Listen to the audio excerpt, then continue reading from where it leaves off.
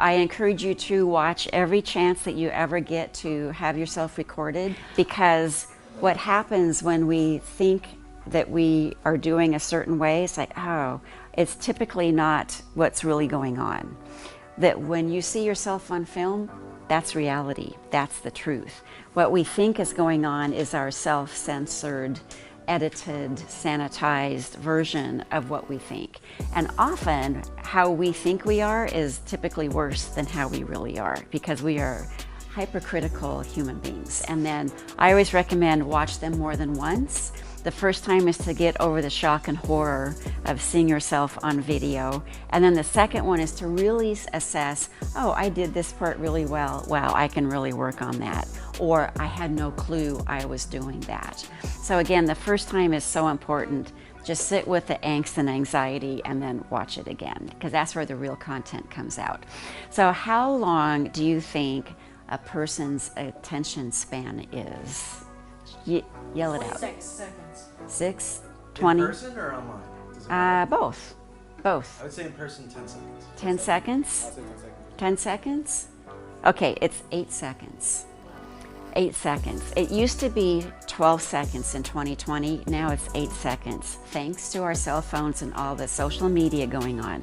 A goldfish's attention span is 9 seconds. So our attention, yes, our attention span is less than that of our goldfish.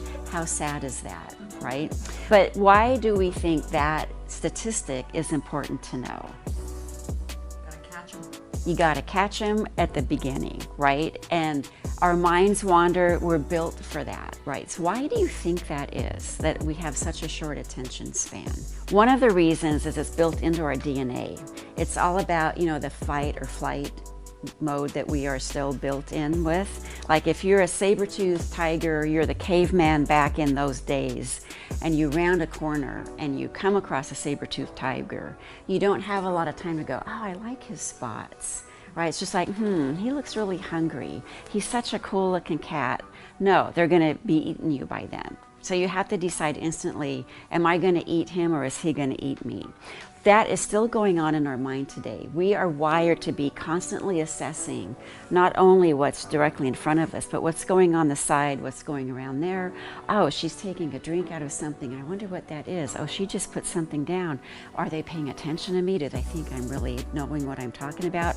All this is going on in our brains at the same time. Whether you're in a class, whether you are driving down the road, the attention span is built around our assessment of risk. And, you know, we get bored easily. So when you're talking about social media or what you're putting into your content, it's really important to grab them out of the gate, but also to keep their attention. If that's the attention span, I want to get into the first impressions.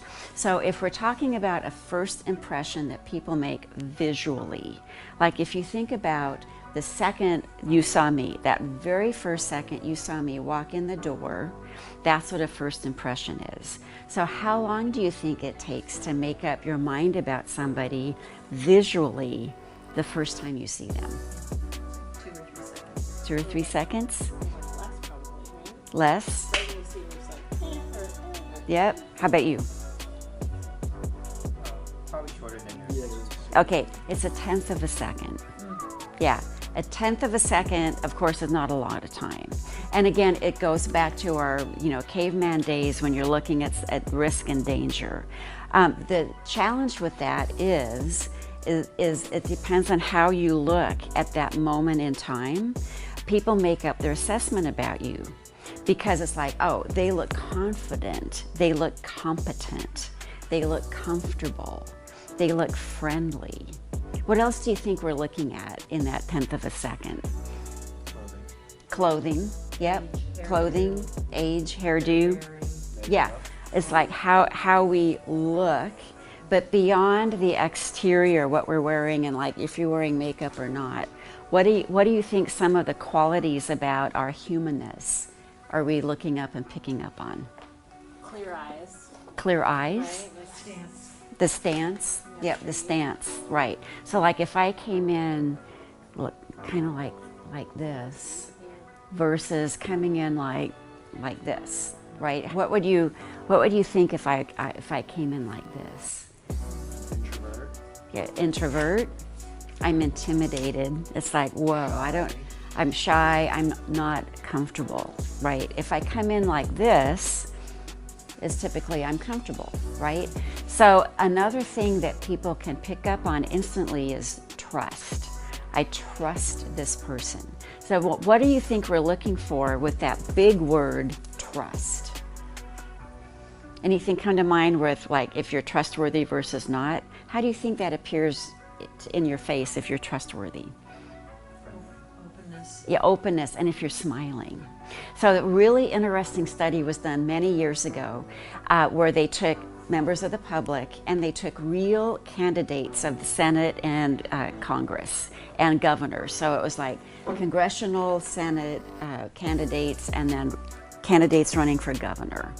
And what they did is they put people and they would flash these real candidates in front of their eyes for a tenth of a second. So they'd have multiple candidates for a tenth of a second. So you're looking at these pictures going by really fast. Now they were able to predict with about 76% predictability success who the winners were of the Senate after only looking at them for a tenth of a second. So again, if they were able to achieve that high percentage, what do you think that we can pick up on in a tenth of a second when we're looking at people's faces? Smile. The smile. Do they look friendly? Do they look scary? And again, friendly and scary is components of risk and trust. Can I trust this person? Are they light? Are they confident and competent? Or do they look like I cannot trust them because they're hiding something if they're not smiling? Well, unfortunately, racial profiling really. Racial profiling could be, it's always been a big deal, right? But again, a lot of the candidates that were the winners were of, not white. But so again, that is a component. But again, for sure. And then the governors was like 68% accuracy. So again, if any of you watch the State of the Union address, when both houses of Congress are there, there's like 650 members combined. So you're talking about 3/4 of that entire body could have been picked in a tenth of a second, just by looking at the winners. It's really interesting that you can figure out about people really quickly. So it's the good news, bad news, because then it puts a tremendous amount of pressure on us, if we will, to really show up as we want to show up, right? So again, and what do you think that also means that we need to figure out? We need to figure out who our audience is. Because who do we want to be, which I think you heard a lot about yesterday, but then also, who is our audience and who are we being for our audience? Because for example, if your audience is a bunch of yoga and instructors, right? Yoga instructors, meditative people, right?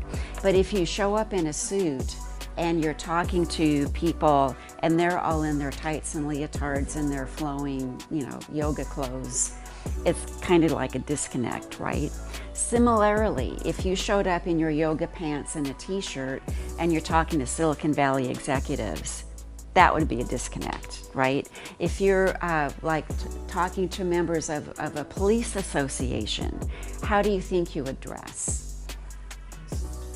In a suit? Or at least, like a golf shirt and slacks. You wouldn't dress up in your sweatpants and a t-shirt, or maybe not even in a 3-piece suit, right? So again, it's like, who are you and who are you trying to address, right? And my guidance is you want to be similar, because if it's a disconnect, then you always are overcoming that disconnect with who you are. And it can be a challenge if people are looking at you in a tenth of a second going, why are they here? Right? They don't look like they belong here. And a lot of times, not all the times, a lot of times that initial interpretation is hard to overcome. Over time, you can, learn more about people and go, oh, they're not a big jerk like I thought they were. Or similarly, oh, I thought I could trust them when they stabbed me in the back, right? That can come later. But again, that first impression is often hard to overcome. So now if it's 1/10 of a second, making up our minds about somebody with how they look, how long do you think it takes by how they sound? 1/3 of a second. So 1/3 of a second is about how long it takes to say the word hello, which again is not a long time. So this is one of the reasons why years ago phone screening for interviews became such a big deal. Anybody gone through a phone screen interview? Right. Yes, what was that? So what are you listening for? Because typically you can't see them, right? What are you listening for? You know, I said that, but when I call people